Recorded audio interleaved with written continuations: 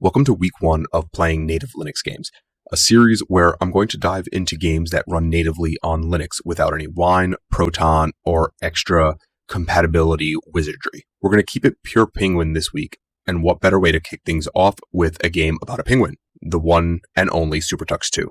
This is an open source platformer that's been quietly living on Linux desktops for years, sometimes even bundled with certain distros. So I'm going to fire it up and see if this snowball-throwing tuxedo bird can stand toe-to-toe with a certain plumber that we all grew up with. Now, you play as Tux, the Linux mascot. Tux's girlfriend Penny has been kidnapped by a villain named Nolok, and it's your job to hop, slide, and throw snowballs in a frosty world to get her back. At its core, SuperTux 2 is a 2D side-scrolling platformer. The mechanics are tight, movements feel responsive, and there's a solid rhythm once you get going.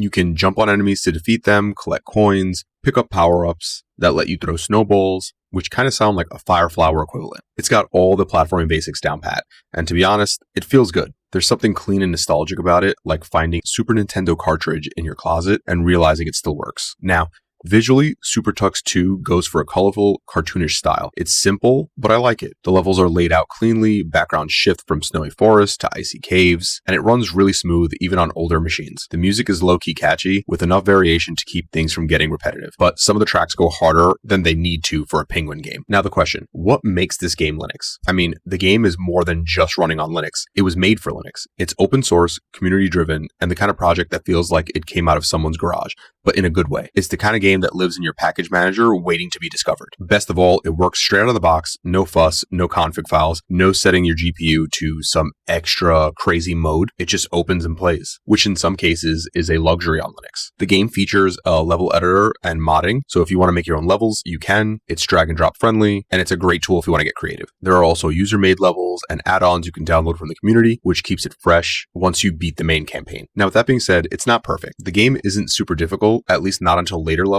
Some of the hitboxes can be a little funky, and the physics are a little janky and can get wild sometimes. There's also not a lot of polish in terms of cutscenes or storytelling, which actually might not matter because you're a penguin throwing snowballs at walking blobs. But for what it is, it delivers. I feel like SuperTux 2 is a love letter to retro platformers, but with a uniquely Linux heart beating under the hood. It's fast, it's fun, it doesn't take itself too seriously, and if you're new to Linux gaming, SuperTux is just a great place to start. It's also an excellent reminder that good games don't need AAA budgets or 4K shaders. Sometimes all you really need is a penguin with a purpose. I'm going to give SuperTux 2 3.5 penguins out of 5. Would I play this game on my Asus ROG or Steam Deck? Absolutely. Would I replace some of my other side scrollers with it? Not at all. But for free, it punches way above its weight class. Now, if you like that, we got plenty more games where that came from, so stay tuned for the next one, and don't forget to follow me.